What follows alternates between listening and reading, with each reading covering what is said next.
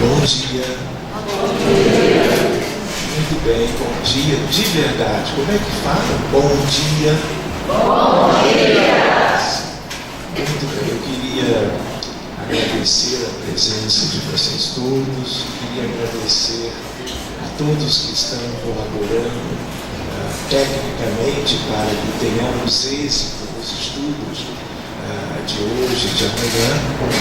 Queria agradecer especialmente, claro, ao Eurípides, que, querendo ou sem querer, fez com que nós hoje, justo no 18 de abril, nós pudéssemos estar reunidos em torno de algo que tem toda uma ligação, não só com Allan Kardec, mas com o resultado maravilhoso do codificador da doutrina espírita, que é a nossa doutrina espírita. Então, nós temos, assim, várias questões para nós examinarmos ao longo desses 2 dias.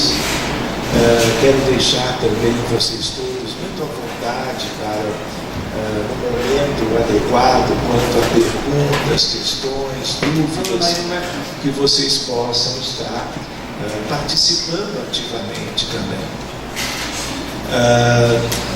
Esse tema, vejam só, é escolha do Eurípides, mas um pouco minha também, naturalmente, porque, aliás, nós temos conversado sobre essas questões há muito tempo, né?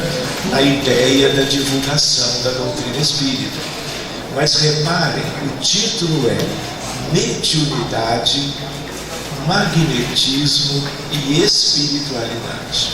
Se nós pensarmos bem, no mesmo título de uma abordagem com os 3 temas em conjunto, em verdade nós temos aí 3 ciências diferentes que se relacionam, que se integram, e é por isso que nós todos vamos usar algumas horas de hoje e de amanhã para tentarmos ver isso mais de perto, eu diria, né?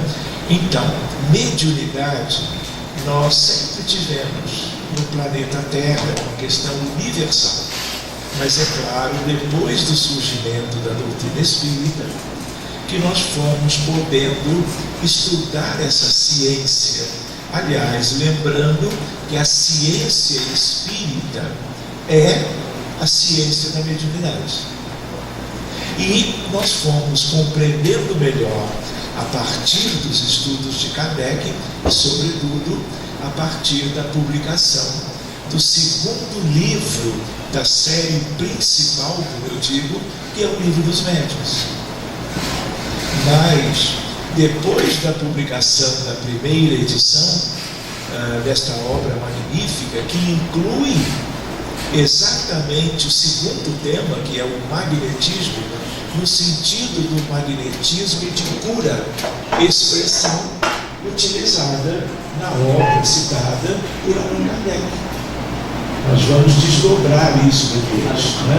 Então, a partir do trabalho do codificador, essa ciência foi muito melhor compreendida, examinada pelos espíritas, pelos cristãos de um modo geral, que ao longo de suas vidas foram tendo convites para observarem algo dessa ciência para uma compreensão melhor da realidade planetária.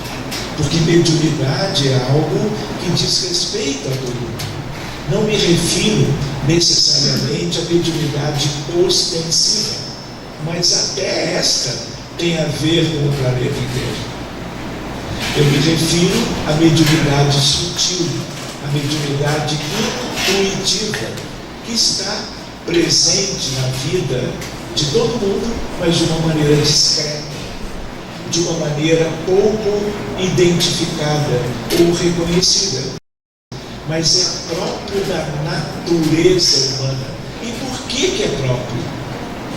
Porque nós no planeta Terra, e este é o caso aqui, se esse é o caso em Júpiter, ou na estrela Alfa de Sirius, ou em Aldebaran, o Betelgeuse, nós não sabemos. Mas na Terra, a vida humana, ela se apresenta em parte no plano físico e em parte no mundo espiritual. Não é verdade? Nós conhecemos melhor o lado de cá, desde toda a história da humanidade e, sobretudo, hoje em dia, porque estamos encarnados. Os desencarnados fazem do outro lado. Mas quanto mais nós estudamos a doutrina espírita, lembrando que os livros e textos de Allan Kardec são em número de 32, e não apenas o conhecido principal, é verdade, como o Pentateuco kardeciano. Reparem, a ideia qual é? A vida no planeta Terra, ela se distribui em parte do lado de cá, em outra parte ainda maior, mais numerosa, do outro lado. Vocês lembram que Emmanuel, ele escreveu livros de instrução, A Caminho da Luz, Pensamento e Vida, Roteiro, Emmanuel e assim por diante. E ele foi também capaz de escrever, e todos eles, através da mediunidade de Francisco Cândido Xavier, vieram até nós os romances. Há 2000 anos, 50 anos depois, Ave Cristo, Paulo e Estevão, e assim por diante. Se vocês buscarem, como eu busquei um dia, o livro Roteiro, há um capítulo chamado O Grande Educandário. No primeiro parágrafo deste capítulo, Emmanuel diz assim: somos na Terra 22 bilhões de humanos. E ele diz somos porque ele também é. Era e sempre foi, encarnado ou desencarnado. Então, no tempo em que essa obra foi escrita, há mais ou menos 80 anos atrás, a população encarnada na Terra era de 2,2 bilhões de humanos. Hoje em dia, o crescimento foi impressionante. De lá, quando a obra foi escrita até a atualidade, na estatística recente, nós temos 8,2 bilhões de encarnados. Dentre eles, nós todos aqui em Divinópolis, não é verdade? Mas lá no Rio de Janeiro, seja onde for, há toda uma distribuição desses 8,2 bilhões em toda a esfera terrestre, portanto planetária. No Oriente, no Ocidente, hemisfério Norte, hemisfério Sul. Mas se eu uso de fazer uma continha, o que eu fico, mesmo que não tenha havido historicamente nesses 80 anos, a chegada de muitos, a partida de outro tanto, nós teríamos aproximadamente hoje 14 bilhões de desencarnados. Por mais que as obras de André Luiz, de Emmanuel, de Humberto de Campos, de outros autores, através da mediunidade, por exemplo, de Dona Ivone, do Amaral Pereira, nós não temos uma ideia mais ampla da realidade do outro lado. Nós temos indícios, nós temos, vamos dizer assim, contribuições para conhecermos melhor o outro lado da vida. Se nós não tivéssemos lido nosso lar e ficado com a base da doutrina espírita, que é com Allan Kardec, certos detalhes nós não conheceríamos até hoje. E aí nós nos lembramos o caráter de revelação progressiva da realidade. Dito de uma outra maneira, da verdade. A primeira etapa, Allan Kardec. A segunda etapa, o trabalho maravilhoso planejado nas alturas, através da mediunidade de quem? De Francisco Cândido Xavier. Um cisto de Deus, como ele gostava de se referir a ele. Então, nós não saberíamos sobre cidades astrais, sobre como funciona uma colônia. Nós não saberíamos, nós vamos ver isso hoje até meia-noite, vamos ver tudo. Aí, não sei onde, pelo visto, teve uma mudança, mas onde for, nós temos o que examinar, o que estudar no Espírito Santo. Meia-noite 14, amanhã é domingo, ninguém estuda, ninguém vai trabalhar. E se precisar dar plantão, não tem problema, eu dou atestado.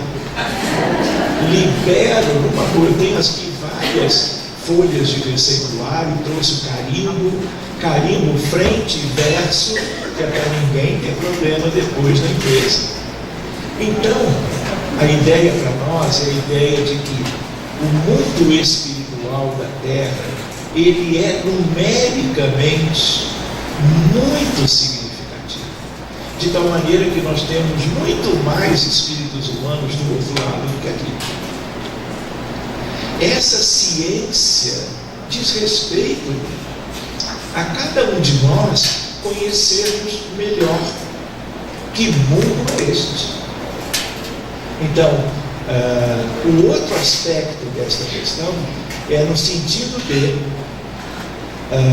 por mais que nós tenhamos agora uma lembrança de Emmanuel quanto ao número efetivo de espíritos humanos encarnados, mais os desencarnados, uma coisa é o aspecto numérico, outra coisa é o tipo de vida.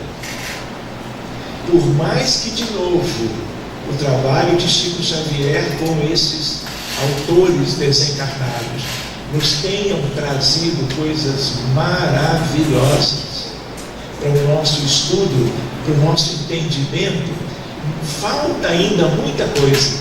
E quando nós usamos a referência do slide título, mediunidade, a mediunidade é algo que nos permitiu, e talvez eu possa dividir um pouco com vocês, em reuniões mediúnicas sérias, como dizia Kardec. Nós estamos, vamos dizer assim, lidando no mundo espiritual há quase meio século.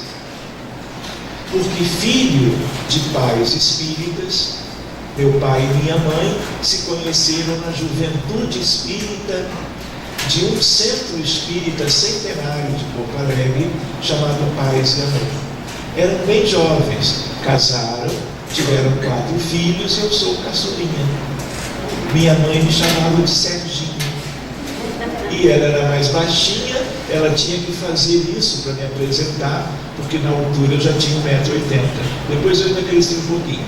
Mas a ideia é de que, por causa desse aspecto de programação, em casa, no dia a dia, na hora do almoço, na hora do lanchinho da tarde, num momento ou outro, eles sempre estavam conversando sobre a doutrina espírita.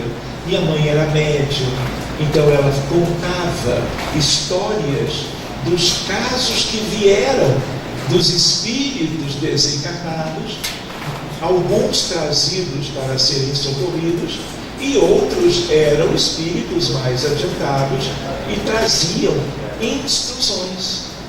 E ela compartilhava. Meu pai, como foi presidente da FEB, muito ligado ao livro espírita, em casa deles, onde eu vivia, o que tinha lá em casa eram livros, tanto dela como dele. E eu andava num apartamento, em Copacabana, e eram livros que normalmente o movimento espírita não examina com frequência. Alexander Aksakov, Gabriel Delane, Leon Denis, toda a obra de Emmanuel, de Chico Xavier, a revista espírita, os 12 volumes de Allan Kardec, porque ele, sobretudo meu pai, eram muito ligados à importância da divulgação doutrinária através da edição de livros importantes para o movimento espírita brasileiro. e para o movimento espírita internacional. Eu tenho, porque herdei os livros deles dois, eu tenho muitos livros em francês, que não eram originalmente em francês, mas a febre daqueles tempos, ele na direção, eles faziam a versão em francês para divulgar para a Europa. Então, só para vocês terem uma ideia do quanto eu agradeceria e agradeço todos os dias ter podido nascer num lar com pais espíritas. E isto permitiu que eu fosse como que conhecendo melhor a teoria da mediunidade através dos grandes autores espíritas, mas também despertasse o interesse de frequentar reuniões mediúnicas há muito tempo, sempre aprendendo. Eu gosto de compartilhar a ideia de que reuniões mediúnicas sérias, sobretudo reuniões de assistência aos desencarnados, reuniões de desobsessão e outras reuniões mediúnicas, aquilo ali é uma escola maravilhosa. Você aprender no dia a dia das questões dos desencarnados e até você poder contribuir pelo diálogo fraterno e às vezes com outras ferramentas para que as coisas possam ficar melhores para os envolvidos. Ficam melhores para nós que vamos conhecendo o mundo espiritual da Terra. E lembrando com vocês, nós não comentamos, vocês não ouvem falar de reforma íntima, de autoconhecimento. Reunião mediúnica é ferramenta para o despertar de qualquer um que queira conhecer melhor não só a realidade planetária, incluindo as questões entre desencarnados e encarnados pelas reuniões mediúnicas, mas você compreender que uma forma de você se autoconhecer e buscar desse modo uma reforma íntima é conhecendo o mundo como ele é, o sofrimento dos desencarnados. Lembrando que hoje nós estamos na matéria, usando a vestimenta física, mas amanhã ou depois, vai. Tchau.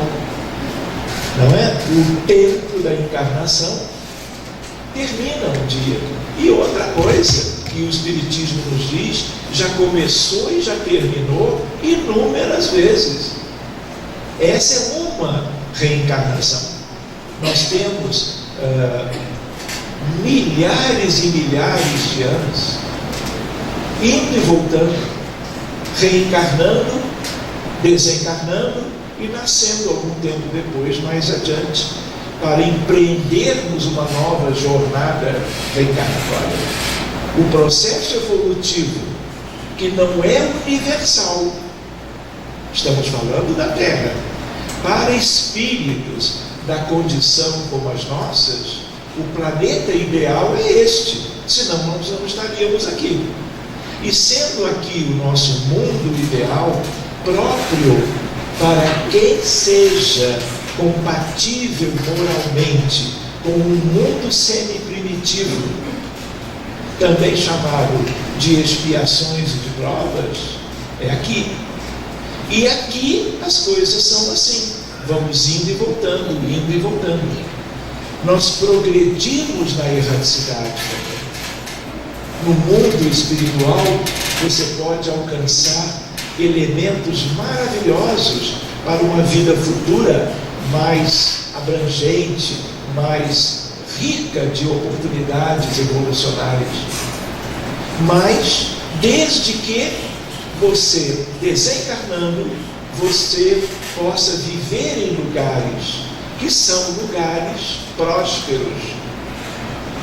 O tio André Luiz, quando desencarnou no pós-operatório de uma cirurgia abdominal por causa de um câncer de cólon, para onde ele foi? Algum de vocês sonhou de que quando morresse ou desencarnasse, fosse dar um pulinho lá onde ele viveu meia dúzia de anos? Levante o braço. Claro que não. Mas quando ele é levado para a colônia nosso lar, todo mundo começou a fazer contato com veneranda. É ou não é? Quando vocês conheceram, através da literatura, pela mediunidade de Chico e através do autor André Luiz, fazendo parte da equipe dirigida por Emmanuel, todo mundo começou a pensar: em quê? Quando eu desencarnar, onde é que eu quero viver? Se não exatamente lá, mas uma cidade astral razoavelmente semelhante. Não é verdade? E todo mundo começou a estabelecer um contato mental com o veneranda, porque de todos os administradores da colônia, veneranda é aquela que se apresentou mais diretamente. Não é verdade? Então ela era a responsável, nomeadamente, na administração da colônia. Todo mundo conversou com ela, mentalmente. Tipo assim: tia,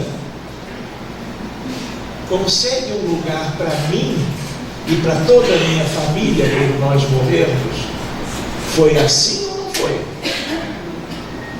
Ainda vocês têm tempo de buscar isso, mas lembrando que aquela colônia é uma, são milhares em torno do planeta Terra, umas mais elevadas, outras muito próximas, outras um pouco mais para baixo, mais perto do umbral médio, porque lá é umbral, só que é umbral superior.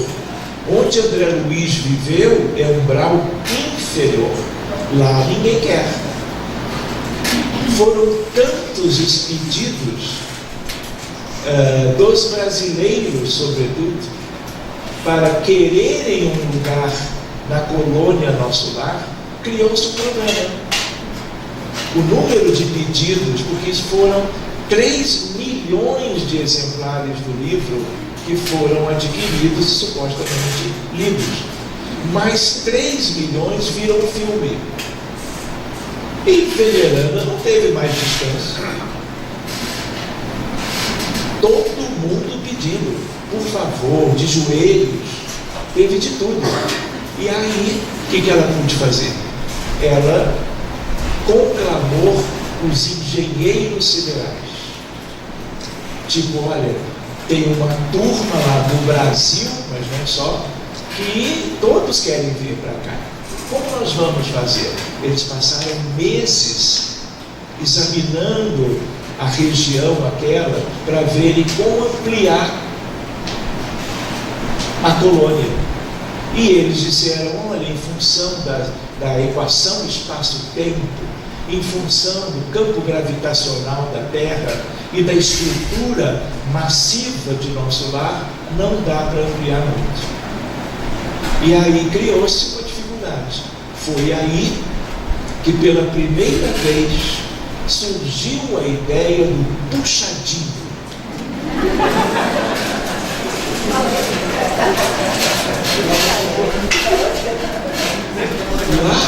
De lá para cá, porque a obra é antiga e essas questões também são, não é? Nós temos milhares de puxadinhos.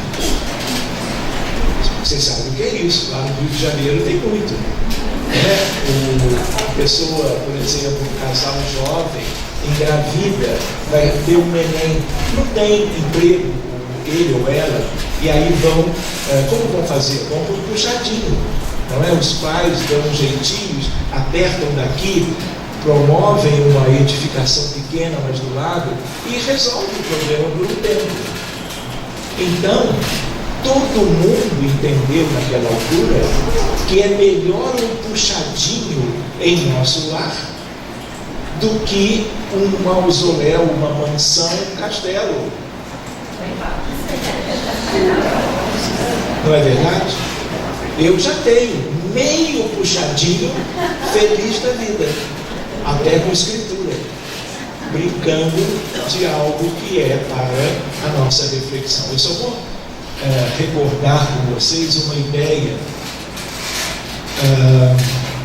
Com o André Luiz, nós ficamos tendo noções melhores da realidade do outro lado. Mas com décadas de atividades na célula mediúnica, sobretudo de assistência, inexoravelmente, inevitavelmente, nós fomos conhecendo, através de médiuns muito bem capacitados, com a vidência, o que nós temos lá do outro lado. Existe um livro que eu recomendo sempre, é da FEB também, chama-se As 7 Esferas da Vida. Mário Frighelli, podem anotar, ou então me perguntem depois que eu partilho com vocês. É um livro que não é mediúnico, é um livro de compilação. Ele reuniu informações de várias referências, vamos dizer assim, muito boas. Então vejam uma noção melhor para nós. Quando André Luiz, no livro Nosso Lar, pergunta: Lísias, o que são as trevas? Lísias responde. E ele era um instrutor da colônia, dos muitos com quem André Luiz conviveu e aprendeu com eles. Pois bem, quando ele fala sobre as trevas, todos que leram ficaram surpresos. Então isso tem a ver com o livro As 7 Esferas. Então, a grosso modo, salvo o melhor juízo, não acredito, aqueles desencarnados que frequentam os seus próprios lares ou lares alheios, que frequentam as ruas ou avenidas, o metrô de uma cidade, aqueles que frequentam igrejas, templos, shopping centers, centros espíritas, frequentam com um tempo maior de permanência, isso é um grau médio. Eu tenho casos curiosos, atendendo, por exemplo, me lembro bem, uma criança com risco de vida iminente, em coma por uma meningoencefalite. Nós abrimos o atendimento para ela e uma médium pediatra que trouxe o caso para a equipe atender, ela se desdobra, porque todos os médiums trabalham desdobrados. Sem desdobramento não tem mediunidade, mesmo intuitiva, mesmo sutil. Então ela disse: Sérgio, eu estou aqui na UTI do tal hospital, um dos mais conhecidos, um hospital público grande do Rio de Janeiro. Olha, o leito 8 tem pelo menos 6 pacientes que morreram e estão ali no mesmo leito. Olha como a falta de conhecimento da realidade atrasa de várias maneiras o nosso progresso.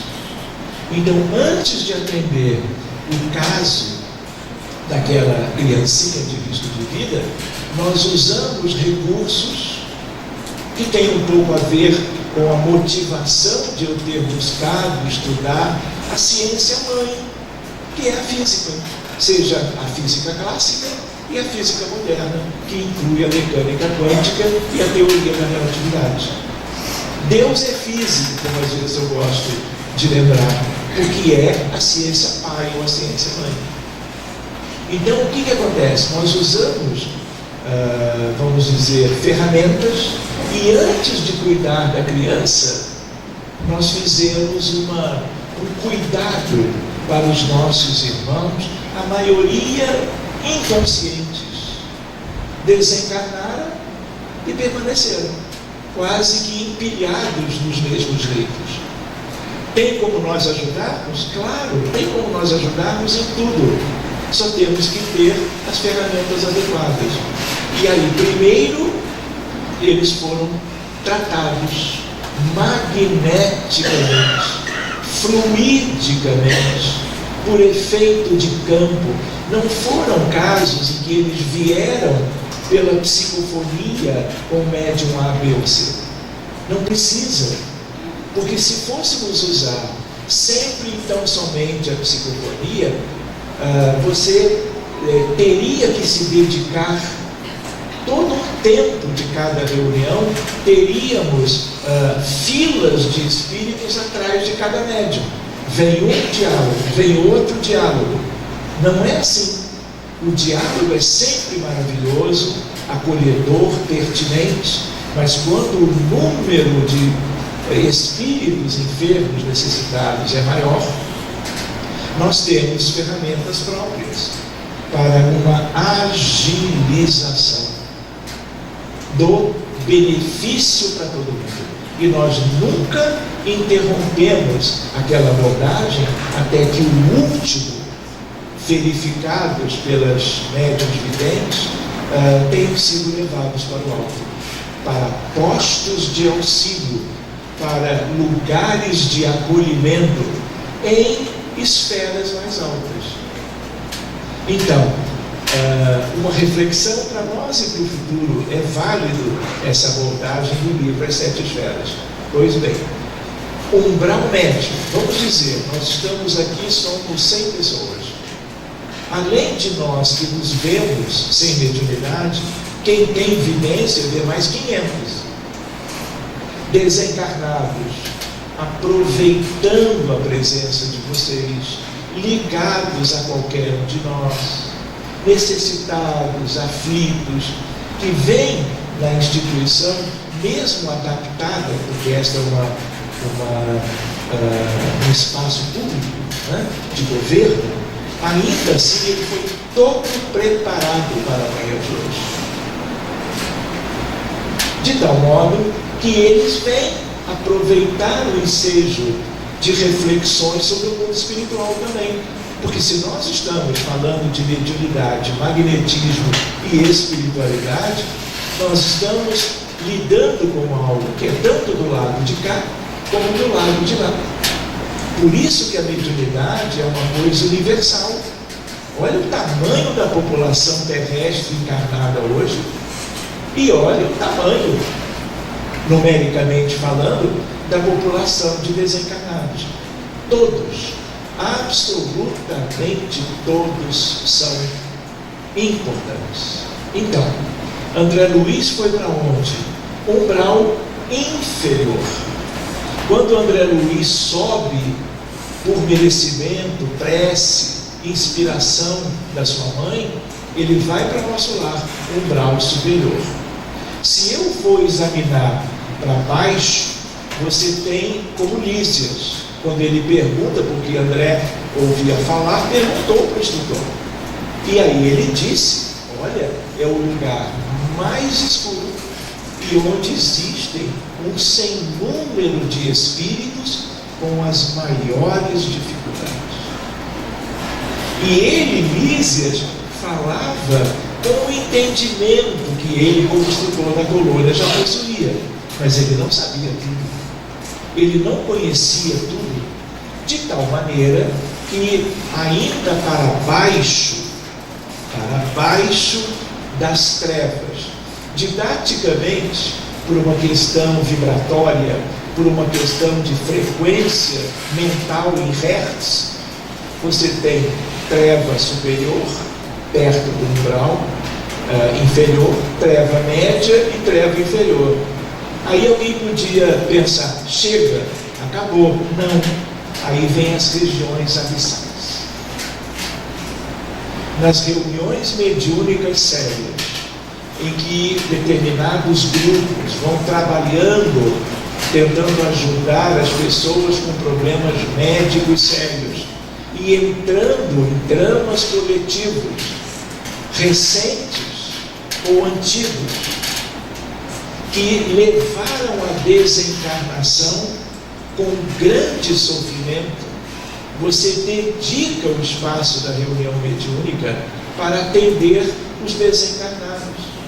Seja no incêndio da Boate Kiss, 270 mortos, todos queimados.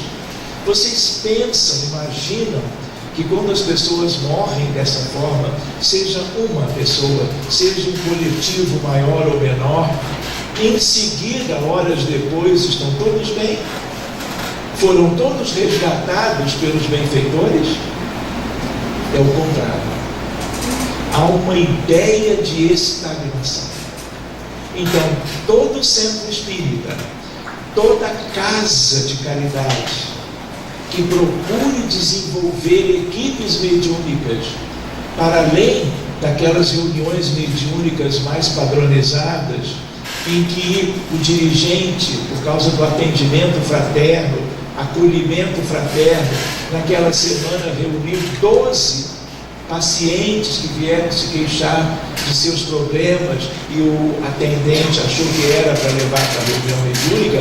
Eles se reúnem em torno de uma mesa na casa e tem um caderno com os nomes de todos a serem beneficiados. Tudo isso é maravilhoso.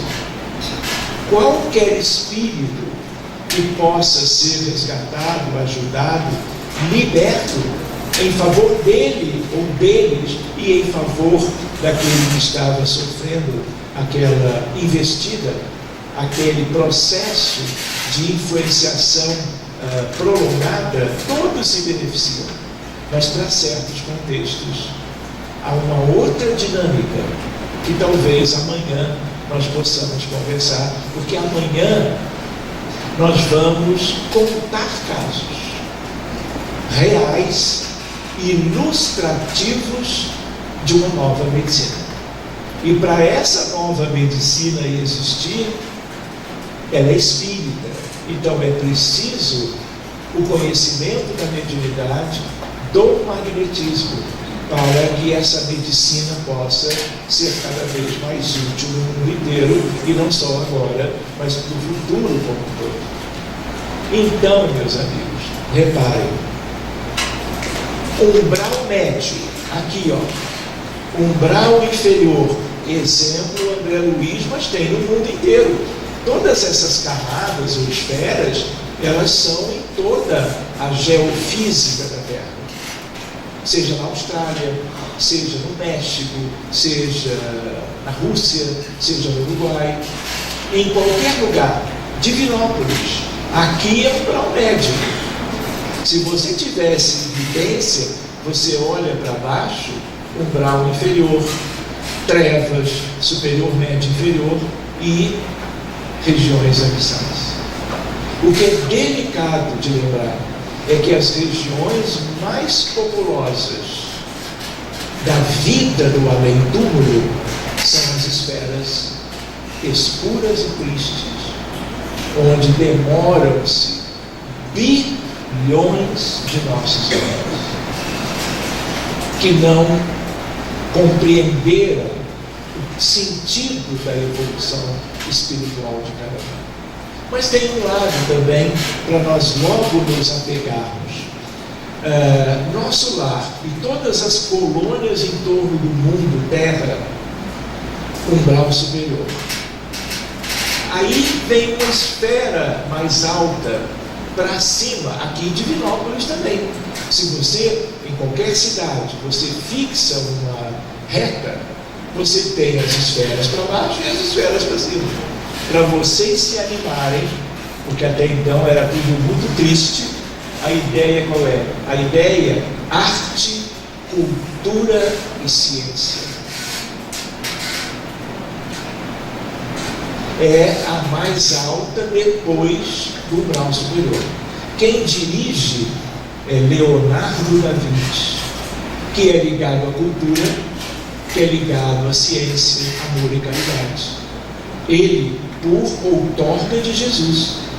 E aí nessa esfera, você teve, contribuindo para a evolução geral da humanidade, espíritos que alcançaram por merecimento a vida nessa tal esfera, e lá com seus colegas de áreas de estudos, eles foram desenvolvendo benefícios para a humanidade. Exemplo típico: vacina.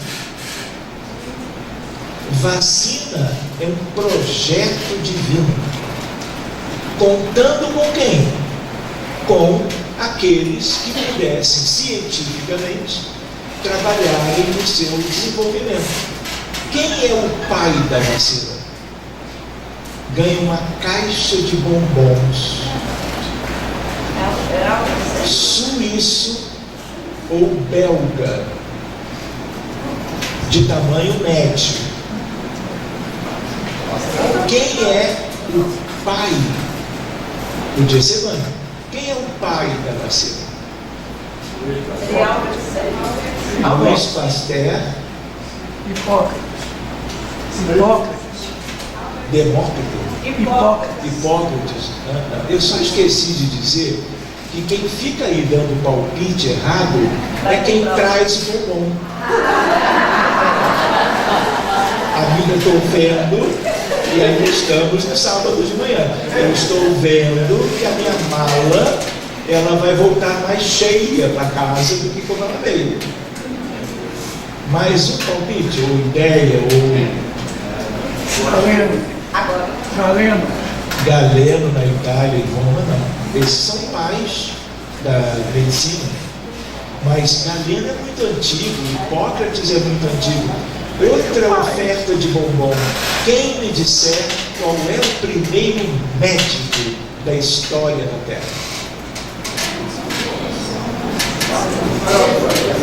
Agora está todo mundo muito cuidadoso. Tipo assim, eu não vou arriscar, com certeza. É uma informação pouco difundida. O pai da medicina, oficialmente falando, é Hipócrates. Mas Hipócrates veio 3 séculos depois de Imhotep. Imhotep era amigo do faraó no Egito e é a primeira entidade, ser humano, que é visto cuidando de um paciente acamado, na verdade no chão. Imhotep, lá longe numa dinastia, há 3.000 anos atrás. Então, voltando do que importa mais, a ideia é de que o desenvolvedor, no fundo, ele ficou conhecido, mas era a equipe dele na esfera aquela. Quando ele dorme, como quando qualquer um dorme, para onde nós vamos? Para o mundo espiritual, imediatamente.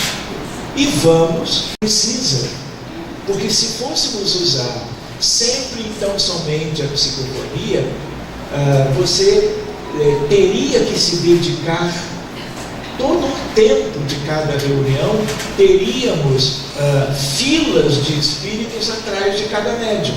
Vem um diálogo, vem outro diálogo. Não é assim. O diálogo é sempre maravilhoso, acolhedor, pertinente, mas quando o número de espíritos enfermos necessitados é maior, nós temos ferramentas próprias para uma agilização do benefício para todo mundo. E nós nunca interrompemos aquela abordagem até que o último, verificados pelas médiuns videntes, tenham sido levados para o alto, para postos de auxílio, para lugares de acolhimento em esferas mais altas. Então, uma reflexão para nós e para o futuro: é válido essa abordagem do livro As 7 Esferas. Pois bem, umbral médio, vamos dizer, nós estamos aqui, somos 100 pessoas. Além de nós que nos vemos sem mediunidade, quem tem evidência vê mais 500. Desencarnados, aproveitando a presença de vocês, ligados a qualquer um de nós, necessitados, aflitos, que vêm na instituição, mesmo adaptada, porque esta é um espaço público, né, de governo, ainda assim ele foi todo preparado para a manhã de hoje. De tal modo que eles vêm aproveitar o ensejo de reflexões sobre o mundo espiritual também. Porque se nós estamos falando de mediunidade, magnetismo e espiritualidade, nós estamos lidando com algo que é tanto do lado de cá como do lado de lá. Por isso que a mediunidade é uma coisa universal. Olha o tamanho da população terrestre encarnada hoje e olha o tamanho, numericamente falando, da população de desencarnados. Todos, absolutamente todos, são importantes. Então, André Luiz foi para onde? Umbral inferior. Quando André Luiz sobe por merecimento, prece, inspiração da sua mãe, ele vai para nosso lar, umbral superior. Se eu for examinar para baixo, você tem como Lísias, quando ele pergunta, porque André ouvia falar, perguntou para o instrutor. E aí ele disse: olha, é o lugar mais escuro e onde existem um sem número de espíritos com as maiores dificuldades. E ele, Lísias, falava com o entendimento que ele, como instrutor da colônia, já possuía, mas ele não sabia tudo. Ele não conhecia tudo, de tal maneira que ainda para baixo das trevas, didaticamente, por uma questão vibratória, por uma questão de frequência mental em hertz, você tem treva superior, perto do umbral inferior, treva média e treva inferior. Aí alguém podia pensar: chega, acabou. Não. Aí vem as regiões abissais. Nas reuniões mediúnicas sérias, em que determinados grupos vão trabalhando, tentando ajudar as pessoas com problemas médicos sérios, e entrando em dramas coletivos, recentes ou antigos, que levaram à desencarnação com grande sofrimento, você dedica o espaço da reunião mediúnica para atender os desencarnados. Seja no incêndio da Boate Kiss, 270 mortos, todos queimados. Vocês pensam, imaginam que quando as pessoas morrem dessa forma, seja uma pessoa, seja um coletivo maior ou menor, em seguida, horas depois, estão todos bem? Foram todos resgatados pelos benfeitores? É o contrário. Há uma ideia de estagnação. Então, todo centro espírita, toda casa de caridade que procure desenvolver equipes mediúnicas para além daquelas reuniões mediúnicas mais padronizadas, em que o dirigente, por causa do atendimento fraterno, acolhimento fraterno, naquela semana reuniu 12 pacientes que vieram se queixar de seus problemas e o atendente achou que era para levar para a reunião mediúnica. Eles se reúnem em torno de uma mesa na casa e tem um caderno com os nomes de todos a serem beneficiados. Tudo isso é maravilhoso. Qualquer espírito que possa ser resgatado, ajudado, liberto, em favor dele ou deles e em favor daquele que estava sofrendo aquela investida, aquele processo de influenciação prolongada, todos se beneficiam. Mas para certos contextos há uma outra dinâmica que talvez amanhã nós possamos conversar, porque amanhã nós vamos contar casos reais, ilustrativos de uma nova medicina. E para essa nova medicina existir, ela é espírita. Então é preciso o conhecimento da mediunidade, do magnetismo, para que essa medicina possa ser cada vez mais útil no mundo inteiro, e não só agora, mas para o futuro como um todo.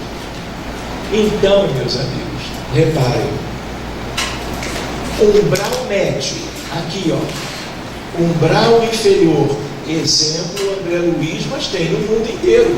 Todas essas camadas ou esferas, elas são em toda a geofísica da Terra. Seja na Austrália, seja no México, seja na Rússia, seja no Uruguai, em qualquer lugar. Divinópolis, aqui é um grau médio. Se você tivesse evidência, você olha para baixo, umbral inferior, trevas, superior, médio, inferior e regiões abissais. O que é delicado de lembrar é que as regiões mais populosas da vida do além-túmulo são as esferas escuras e tristes, onde demoram-se bilhões de nossos irmãos que não compreenderam o sentido da evolução espiritual de cada um.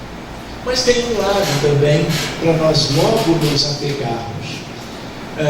Nosso lar e todas as colônias em torno do mundo, terra, umbral superior.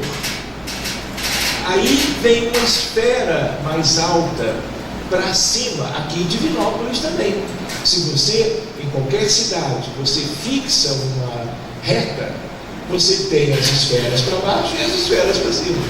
Para vocês se animarem, porque até então era tudo muito triste, a ideia qual é? A ideia arte, cultura e ciência. É a mais alta depois do umbral superior.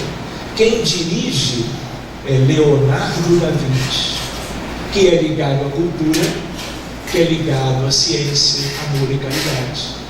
Ele, por outorga de Jesus. E aí nessa esfera, você teve, contribuindo para a evolução geral da humanidade, espíritos que alcançaram por merecimento a vida nessa tal esfera, e lá com seus colegas de áreas de estudos, eles foram desenvolvendo benefícios para a humanidade. Exemplo típico: vacina. Vacina é um projeto divino. Contando com quem? Com aqueles que pudessem cientificamente trabalharem no seu desenvolvimento. Quem é o pai da vacina? Ganha uma caixa de bombons suíço ou belga de tamanho médio. Quem é o pai? Podia ser mãe.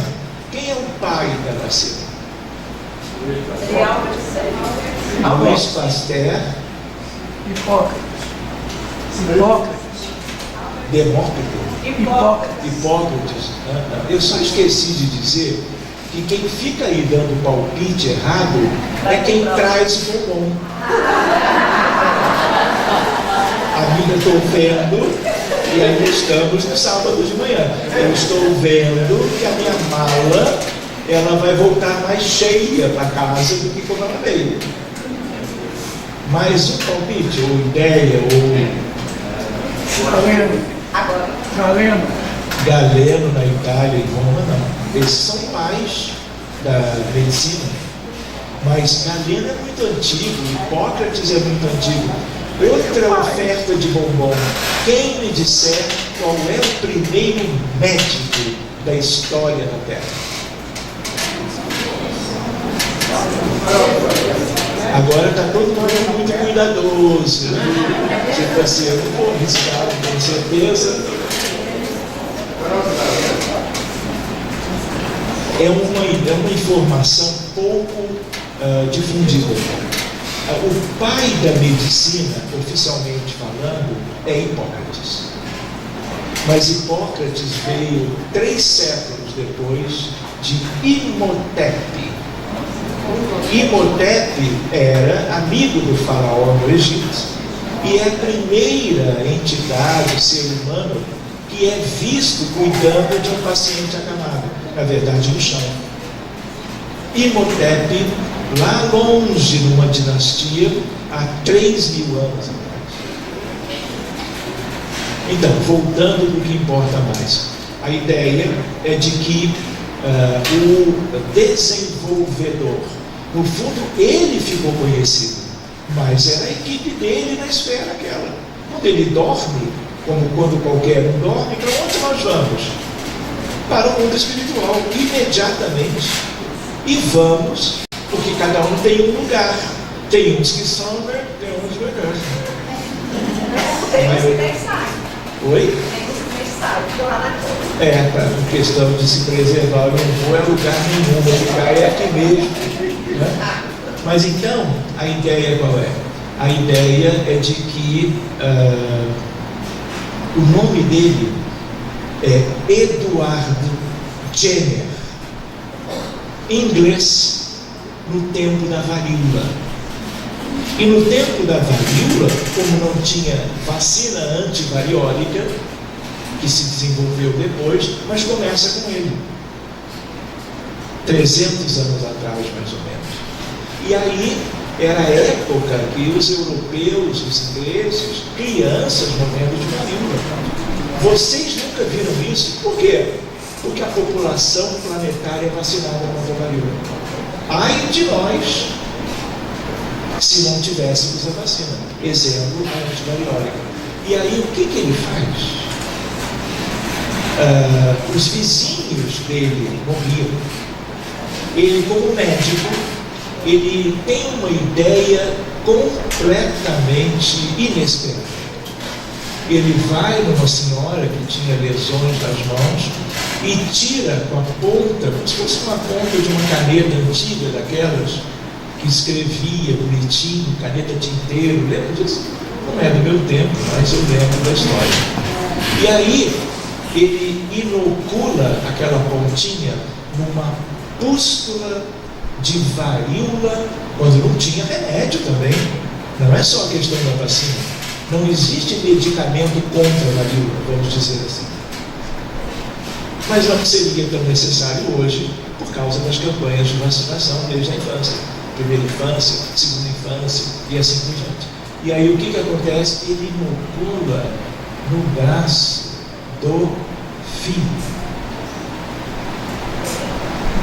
Supostamente, pústula tem um micro-organismo da varíola. No que ele inocula no filho, sabe-se hoje, o filho não adoeceu.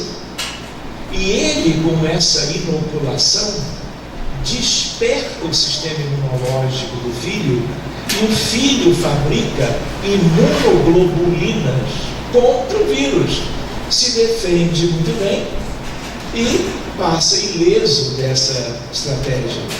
Então, quem descobre a imunidade, o sistema imunológico, imunidade humoral, imunidade celular, tudo começa com Eduardo Jenner. Ele é o pai da vacina. E assim como na varíola, nós temos vacina contra a influenza, vírus sincicial respiratório, nós temos vacinas para muitas doenças. Por que o panorama mundial na Covid-19 mudou? Vacina. Demorou, mas chegaram. Enfim. Então, é uma ideia de um exemplo de quem vive pensando em termos de arte, cultura e ciência. Grandes poetas, grandes autores de literatura, grandes artistas, Rembrandt, Renoir e tantos outros que iluminaram com as suas pinturas, esculturas, a humanidade até hoje. De onde eles são? De lá. Eles não têm nenhuma afinidade com esferas inferiores. É claro que não conta apenas as habilidades intelectuais, porque pode ter muita habilidade, mas ter um adoecimento moral. E o que conta é a parte moral, vai descer. Ou já é de baixo. Entendem a ideia? Pois bem, existe outra chamada amor fraterno universal, mais alta do que esta de arte, cultura e ciência. Quem vive lá? aqueles que desenvolveram esse amor ao longo da história, das suas histórias e da história da humanidade. E a mais alta de todas, a do governo da vida. É outra história, aliás, é uma esfera muito pouco conhecida, mas Jesus não mora nela. Jesus está entronizado nessa esfera. Mas os cristos de cada mundo planetário do sistema solar se reúnem e vivem na estrela. E a nossa estrela é o sol de cada dia. Então, essa é uma outra reflexão. Então, são algumas lembranças para nós, porque quando nós estamos na reunião mediúnica com equipes apropriadas, experientes, vamos dizer assim, capacitadas, você sobe e desce. Você interage com espíritos de uma condição moral melhor e vivem nas esferas mais altas e nos dão assistência para que tudo corra bem nos atendimentos dos problemas médicos e nos dramas coletivos da humanidade, e aqueles que são os que precisam de ajuda. Vou lembrar algo que tem a ver com a medicina. Ninguém tem uma doença, uma patologia, seja ela orgânica, corporal, seja ela uma questão mental, estando sozinho. Doença ou transtorno são efeitos, legado, que nós deixamos para nós mesmos. De quando? Um que outro desta vida. Mas a grande maioria, como nós tivemos N reencarnações, e a lei do progresso, Kardec, nos diz o quê? Que de alguma forma nós avançamos um pouco em cada reencarnação, em cada dia, em cada época. Então, se muitos têm problemas por causa de situações mal administradas na vida anterior, em vidas mais antigas, séculos ou milênios atrás, as questões foram muito mais sérias. Até porque, se hoje a Terra é tida como planeta de provas e expiações, ela já foi primitiva. E quando ela era primitiva, quem é que estava lá? Não é verdade? Ah, mas há 5.000 anos eu não lembro de nada, muito menos há 10.000, mas você já existia. Nós somos seres multimilenários. E onde nós estávamos? Na Terra. A Terra recebeu os caterinos entre 100.000 e 140.000 anos. Grande parte da população espiritual da Terra veio de lá. Outra parte vem se desenvolvendo no próprio planeta Terra, desde a sua primitividade. Que bom, já somos um pouco melhores. Mas a ideia qual é? Nenhum doente está sozinho. Querem ver uma outra maneira de eu abordar isso com vocês? Um paciente com câncer, uma neoplasia, um tumor,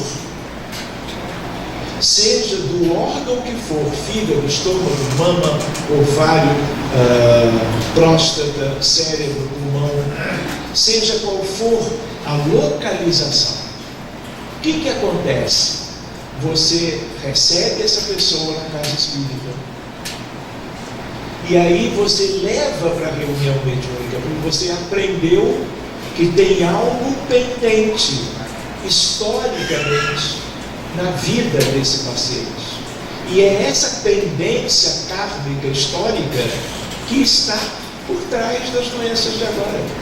Seja a doença que for, linfoma, leucemia, mieloma múltiplo, bronquiectasia, enfisema pulmonar, miocardiopatia dilatada idiopática, doença arterial coronariana, problemas ginecológicos, urológicos, digestivos, reumáticos. Quanto mais o paciente é sintomático, Quanto mais ele tem sofrimento, mais fácil de você encontrar as origens. Tem coisas que ressonância nuclear magnética, tomografia computadorizada, ultrassonografia, mostram no corpo. Mas o que tem no corpo não é vestimenta. O que nós temos no corpo é efeito. As origens estão no perispírito e na nossa história.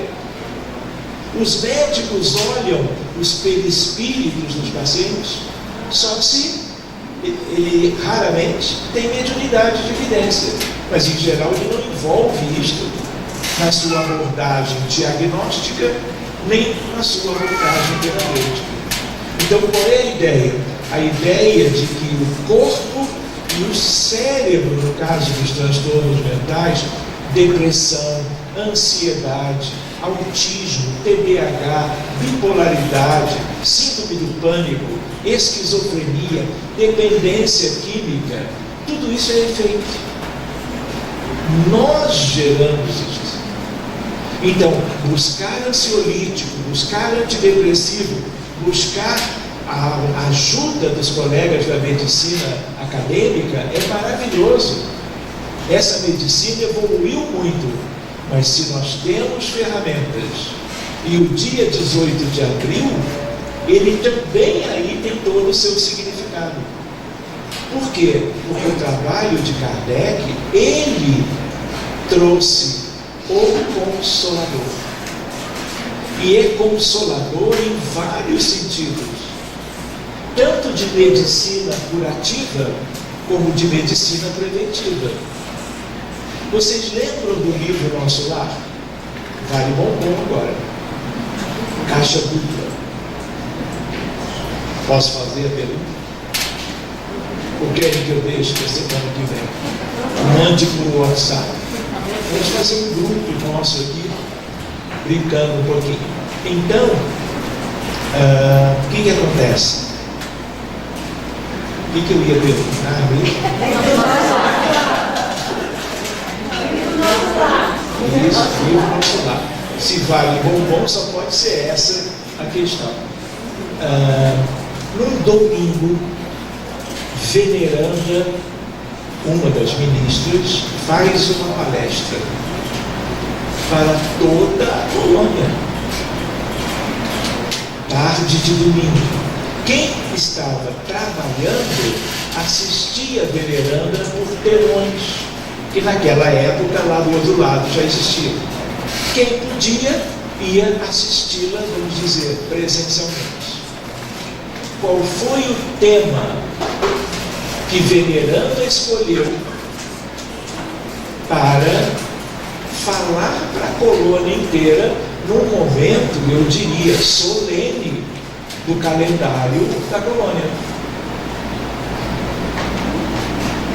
Adiantou alguma coisa eu dizer que a caixa é dupla? Oi? Alimentação. Pode repetir, por favor? Alimentação. Alimentação. Olha, eu falei 2 caixas. Pode trazer. Pode, ó. Olha que mesa grande, cabe uma aqui e a outra do lado. Hã? Ganhou. Então eu vou pedir para ela, porque ela perdeu, está aqui. Aí ela passa direto para você. É o pensamento. E por que eu lembrei desta palestra de Dona Veneranda, né? Distinta ministra? Porque o pensamento é tudo. Pensamento equivocado adoece. Por que a importância do Evangelho de Jesus? Por que ele dizia orai e vigiai? Por que ele dizia a Pedro, falando a Jesus, andando, mestre, é preciso então perdoar 7 vezes? E aí Jesus não deu. É preciso perdoar 70 vezes 7 vezes. Querem ver que coisa interessante? Eu vou falar nisso, vou explicar. Perdão, no novo modelo de medicina, nós chamamos paradigma, religiosidade, espiritualidade em medicina, eu estou falando de ciência médica, não estou falando de ciência da espiritualidade, mas que também está incluído. Colegas do mundo inteiro se reúnem, sobretudo em psiquiatria e cardiologia, nessa fronteira. Como lidar com espiritualidade na prática clínica? Então, o que acontece?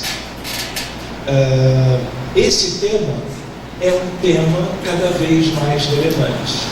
Então, nós precisamos nos debruçar em relação a essas coisas, porque perdão, para aqueles que estão numa espécie de dianteira, trabalhando no paradigma novo, perdão é saúde pública. Olha como uma coisa do médico divino, modelo e guia, governador da terra, não é? Trouxe há 2000 anos. Nós levamos 2 milênios para agora irmos trabalhando isso no dia a dia da medicina.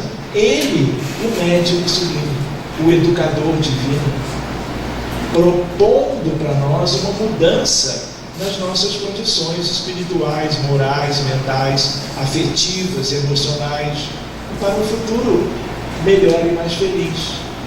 Para que ele veio se não foi para isso? Para nos ajudar a uma humanidade infeliz, sofredora. Enfim, de tarde nós vamos ver outras questões. Então, a ideia para nós é que nós temos as esferas, umbral médio, umbral inferior, trevas e abismos. Para cima, arte, cultura e ciência, depois do umbral superior, amor fraterno, universal e divino, governo da vida. Qual é o sentido? Quando nós dormimos, nós todos temos um lugar. Como será o lugar de cada um no planeta? Quando nós dormimos, ou vamos fazer uma cirurgia e o anestesista nos anestesia, e nós fomos sedados, vamos imediatamente para o outro lado. Para onde? Cada um tem um lugar. E o lugar de cada um depende do que cada um é, do que cada um sente, do que cada um aspira, do que cada um se propõe, do que cada um sonha de agora para o futuro. Porque o sonho, tudo isso importa. O nosso sonho nos permite uma ideia de nós mesmos amanhã ou depois. Então, para onde nós vamos quando morremos é o mesmo lugar para onde nós vamos, em geral, quando nós adormecemos. Por isso que a espiritualidade sugere, filho, ao menos faça uma leitura edificante antes de dormir. Se não tiver o livro à mão, ore e peça a condição de continuar sendo assistido ou assistida pelo anjo de guarda, pelos guardiões, pelos benfeitores. Busque um lugar mais elevado. Do contrário, todos nós vivemos anos e anos, como foram as nossas noites, como foram as nossas relações com o mundo espiritual. De novo, a importância da reunião mediúnica nos dando esse conhecimento. Mas disso nós falamos mais adiante. São 209 slides, eu estou no primeiro. Como vai ser, não sei. Mas os temas vão surgindo e nós vamos caminhando de mãos dadas nesse sentido. Então, deixa eu passar o próximo. Esse é o roteiro, não é? A primeira parte. Amanhã, a segunda parte, dia 19. O roteiro do nosso estudo, então, primeira ideia para nós colocarmos os pés no chão, do que vem depois. A realidade do ser, alma, perispírito e corpo. Para quem? Para os encarnados. Porque desencarnados têm tudo isto, mas não tem corpo físico. Noções básicas sobre mediunidade. Uma ideia para nós. Vimos ser hoje todos são de alguma maneira médicos. Por quê? Nós estamos na prisão do corpo, mas nós somos seres espirituais. Se não fosse o mundo como ele é, de expiações e de provas, nós só viveríamos no mundo espiritual, como a imensa maioria dos mundos do universo. Isso aqui, planeta Terra, é quase um caso à parte. Tipo assim, olha, tem que ter um mundo material para esse contingente de espíritos atrasados, seja o nosso caso na Terra, seja em inúmeros outros casos no universo, precisa de um planeta assim. E cada planeta tem o seu Cristo, o seu governador. Na verdade, Jesus é co-criador da Terra. Estudamos o que com Kardec? A hierarquia dos espíritos. Espíritos de terceira ordem, os imperfeitos, espíritos benévolos, bondosos, bons, os de segunda ordem, e estudamos os espíritos de primeira grandeza ou de primeira ordem. Quem são? Os puros ou puríssimos. Naturalmente, nós incluiríamos Jesus nesta condição, mas os Cristos são muito além destes de primeira grandeza. Lembrem do livro A Caminho da Luz. Numa altura em A Caminho da Luz, Emmanuel diz que quando a Terra ainda se resfriava, depois de se deslocar muitos bilhões de anos do Big Bang, mas ela ainda com alguma incandescência, Jesus já era um Cristo de Deus. Sabe quando que a Terra se resfriava? 3,7 bilhões de anos. Não estamos falando de milênios, não estamos falando de milhões de anos, mas de bi. Então, nós espíritas, mesmo como espíritas, ainda não conhecemos Jesus. Como não conhecemos muitas coisas e como nós estávamos lembrando, pouco conhecemos sobre a realidade do mundo espiritual.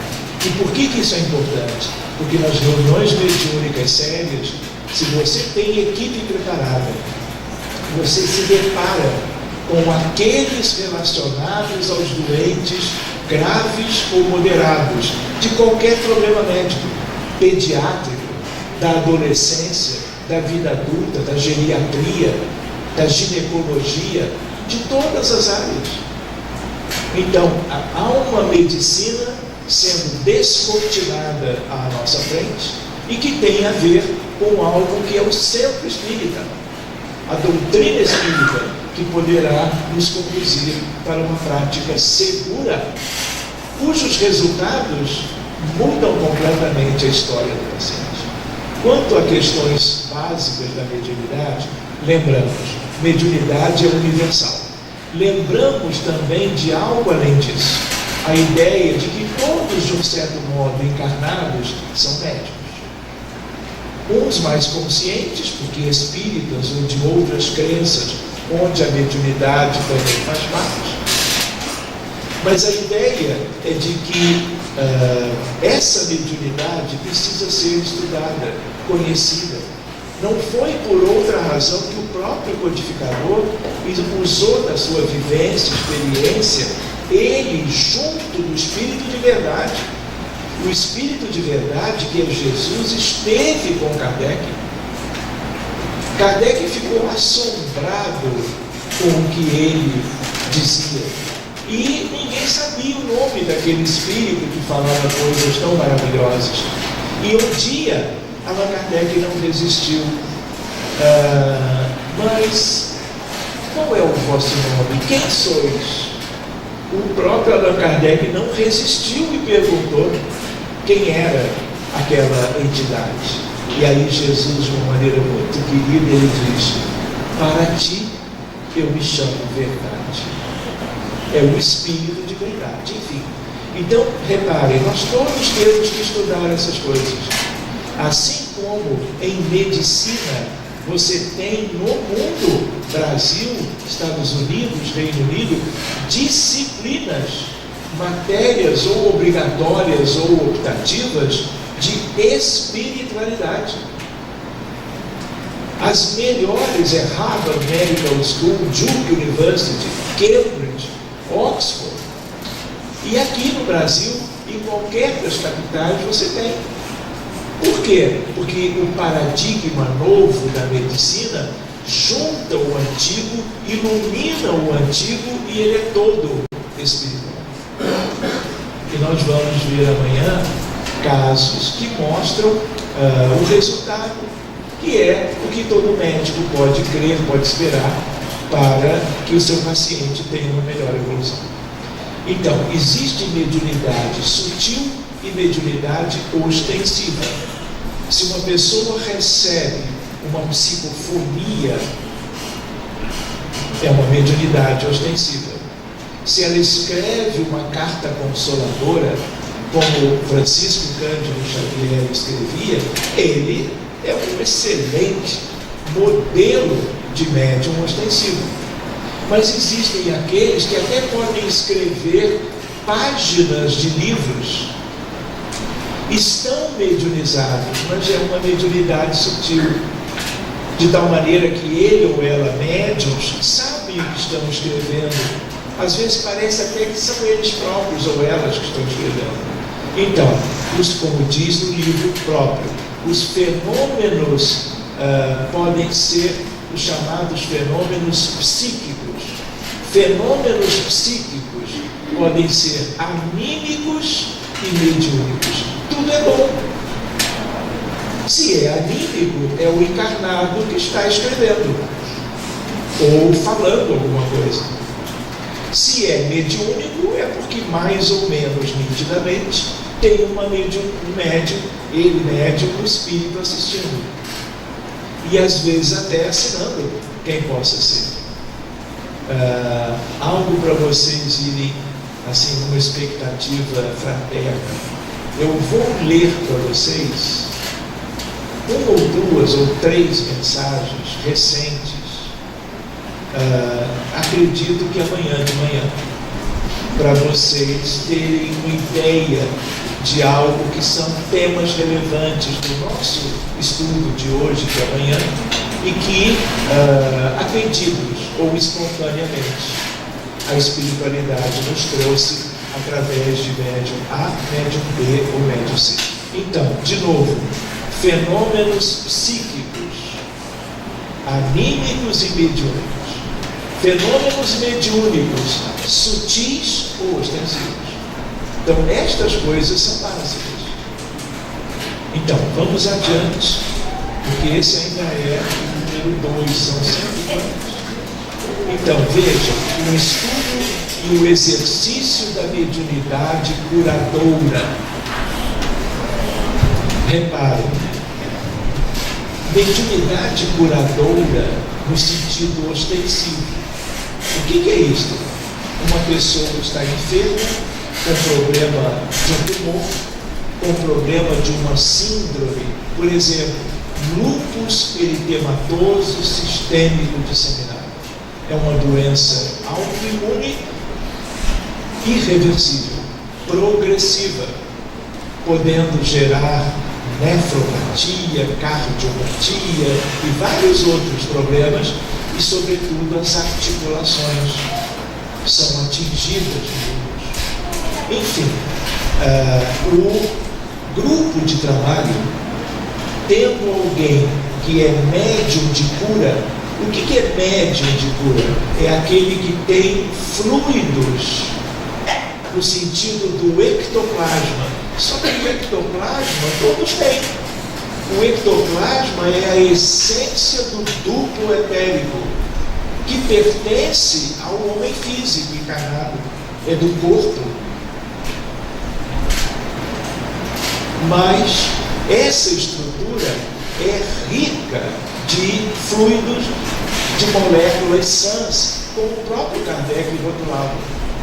As materializações de espíritos são obtidas como tem uma médium de ectoplasmia, entre a prece de abertura e a prece de encerramento, porque é para ser um trabalho espírita, ela fornece esse ectoplasma. Todo mundo o possui, só que os médiuns de ectoplasmia são aqueles que sabem, têm a condição de exteriorizá-la. Quem? O recurso da ectoplasmia. E aí os desencarnados, que têm os seus perispíritos, eles se revestem daquilo e eles se tornam aparentes. Não é uma vidência, não é algo que depende da mediunidade de evidência, é uma corporificação. Todo mundo que está no ambiente dele interage, conversa. Eu mesmo tive chance disso por uma década. Então o que acontece? Quem tem essa facilidade, porque a mediunidade de cura ou curadora depende dessa exteriorização, que você pode usar para a materialização luminosa, que todos veem, ou pode ser usado para desmaterializar um tumor. Vocês já imaginaram? Uma pessoa vem com uma neoplasia maligna, bate na porta do grupo espírita, a direção da casa programa, olha, na data tal, nós vamos ter reuniões para ajudar os pacientes. Venha, faz uma ficha e a pessoa vem na data combinada. Já imaginaram o médium de ectoplasmia atuado por um médico desencarnado? E ele vai e desfaz o tumor. Quando a pessoa vê, cadê o tumor? Leva para o médico essa informação, ele pede outro ultrassom. E aí que ele fica completamente admirado. Olha o primeiro ultrassom, e agora você faz esse outro. Houve alguma troca no laboratório de ultrassonografia, mas não houve. Então, casos assim são incomuns. Grupos sérios, espíritas, mesmo para isto, são incomuns. E lembrando que por causa das carências emocionais, por causa da fragilidade emocional de doentes com problemas sérios, há uma tendência de acreditar. E às vezes o médium ou a médium não são confiáveis. No Brasil nós já vimos isso. E que se tornaram problemas, casos de polícia. Lembra? Não vou comentar essa história. Mas isso é uma minoria. Porque os médiuns espíritas sérios estão fazendo o que podem, seja numa cidade ou noutra. Posso contar um caso rápido? Minha mãe, em Niterói, no estado do Rio, naquela época, ela tinha uma dor abdominal. Nenhum médico alopata ou homeopata, naquela época, não tinha ultrassom. Eles não descobriam a causa da dor. Davam homeopatia, davam analgésico. O analgésico ajudava, mas a dor voltava. Alguém disse para ela: Ruth, tem um casal de médicos de cura em Caratinga, Minas Gerais. Vai lá. E aí ela chegou para mim: Sérgio, vem comigo. Eu ia dizer: eu fui, claro, mãe. E aí fomos de carro do Rio de Janeiro para Caratinga. E aí chegamos na reunião, era um casal de médicos espíritas. Sabe quem que eu conheci lá? O gigante deitado, Jerônimo Mendonça. Uma das psicografias que eu posso compartilhar com vocês, para minha surpresa, veio dele, endereçada para mim. Então, ele naquela altura, ele estava deitadinho numa cama e ele falava fazia a evangelização dos que estavam ali para receber ajuda, falando do Evangelho de Jesus, enquanto numa cabine mais fechadinha o casal fornecia o ectoplasma. Quando eu entrei com a minha mãe, um espírito materializado, com um turbante, com uma pedra avermelhada na frente do turbante, entrem, por favor. Minha mãe se deitou, ele entendeu que eu era estudante de medicina na época, portanto foi ontem. E aí o que acontece? Quando a minha mãe vê, a mão do cirurgião já estava dentro do abdômen dela. Ela leva um susto, porque ela continua sensível a toque e a qualquer coisa dolorosa. Ele coloca a outra mão na fronte, ela fica calma e ele penetra com a mão em algum lugar que só ele enxergava e tira algo e entrega a uma colaboradora que guarda aquilo numa gaze. Quando eu vejo aquilo, era um negócio tipo um trombo que saiu de dentro do abdômen. No que ele faz isso, ele faz assim no abdômen dela e o abdômen fecha. Eu nunca mais vi algo parecido.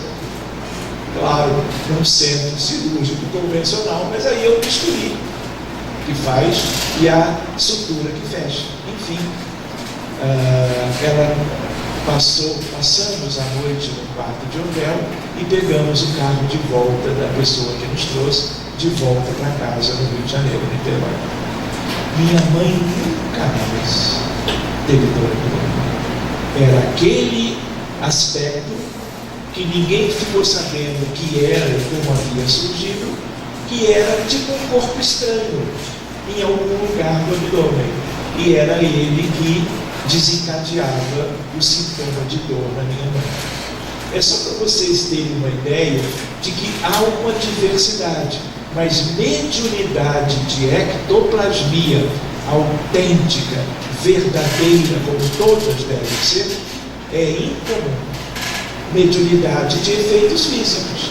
Se vocês relerem o livro dos médiuns, vocês vão ver todos os fenômenos de emancipação da alma, do magnetismo de cura, que nós vamos falar um pouco hoje de tarde ou amanhã.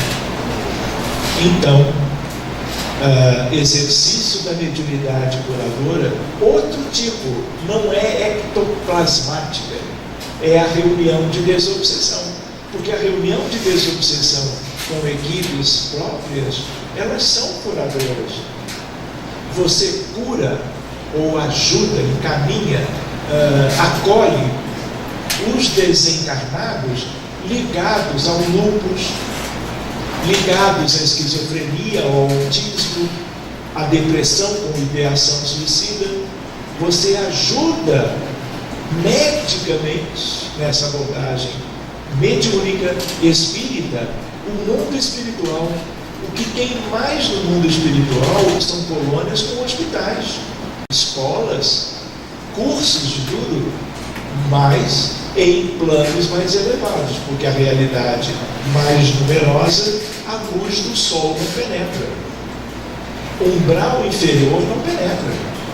Penetra milímetros da superfície. Então é importante nós nos lembrarmos que é preciso conhecer a casa planetária. É uma forma de conhecermos a nós mesmos.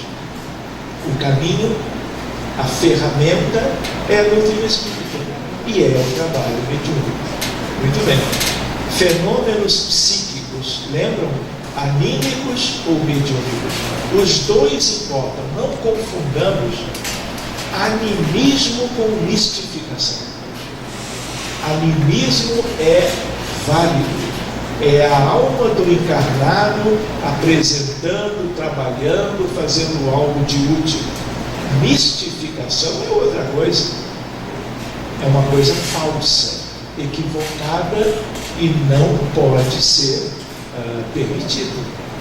Não é? O médium, ser humano ou aprendiz da mediunidade, se fazendo passar por alguém não é? Mas com a intenção de se apresentarem, como se diz vulgarmente, ficar bem na foto. Então isso é para ser estudado e orientado para que isso não se torne comum, né? O preparo dos médiuns aplicadores dos fluidos. Esse preparo é essencialmente que ele tenha saúde física. Não é que ele tenha que ter ou ela uma saúde perfeita. Hipertensão, diabetes mellitus, um sobrepeso, não digo obesidade mais acentuada, não vai causar nenhuma dificuldade. Mas o hipertenso tem que estar medicado. O diabético tem que estar seguindo as orientações dos médicos. Mas ele pode trabalhar. E Yolanda, a médium que eu havia comentado, ela era diabética. Havia um espírito de um médico famoso no Rio de Janeiro, Pedro Ernesto. Ele, desencarnado, havia sido professor universitário, havia sido prefeito da cidade do Rio de Janeiro, se materializava todas as reuniões. Como eu era o único da área médica, mesmo estudante, ele às vezes dizia: Sérgio, precisamos mexer na medicação de Yolanda. Quem sabe, olha o jeito carinhoso, você diminui o Adalat. Adalat era um remédio, ainda tem, mas se usa muito menos do que naquela época. Quem sabe diminuímos de 2 comprimidos por dia para 1. Ninguém ali tinha ideia de Adalat. Ele tinha. Outros médicos desencarnados, claro que também. E eu era tipo uma pontezinha.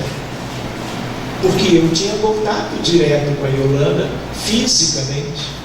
E aí, terminada a reunião, eu dizia: olha, doutor Pedro Ernesto mandou um recado para você e tal, e assim por diante.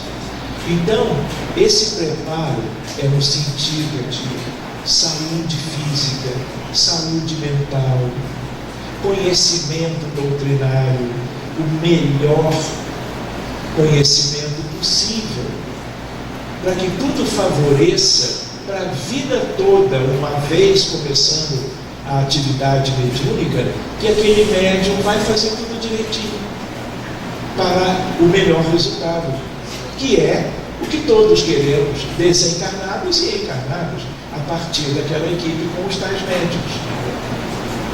Pois bem, esse preparo dos médicos aplicadores envolve estas coisas. Como se diz em medicina, cada caso é um caso. É preciso que alguém oriente, é preciso que alguém observe.